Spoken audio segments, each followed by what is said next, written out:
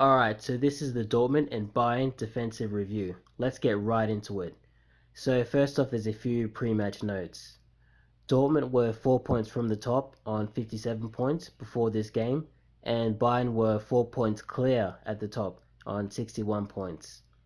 So this is probably one of the biggest games of the season and possibly a title decider. So first off, we'll start with Dortmund.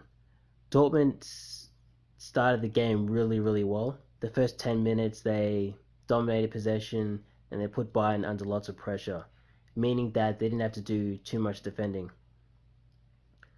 So this actually changed after the first 10 minutes. So Bayern started to reassert control over the match, which means Dortmund had to start defending deeper in their own half. Uh, Dortmund didn't concede too many chances, but they did concede a goal in the 34th minute. As an attacker, chipped the ball over the keeper. I think the keeper possibly could have saved this. Maybe he could have tipped it over the bar, but I don't think he was able to get to the ball in time. But I think you could blame the defense more for this because initially a ball was crossed into the box and the defenders did clear it, but they didn't clear it far enough. It goes back to an attacker and the keeper gets chipped. So yeah, I guess it was probably the defender's fault. So in the second half, it's actually more of the same, but it's just that Dortmund conceded in the first half. So now we'll move on to Bayern. So Bayern started the game pretty poorly actually. They're under a lot of pressure. They gave away quite a few chances and possibly could have conceded. As the game went on though, they reasserted control. They took over. They started to dominate possession.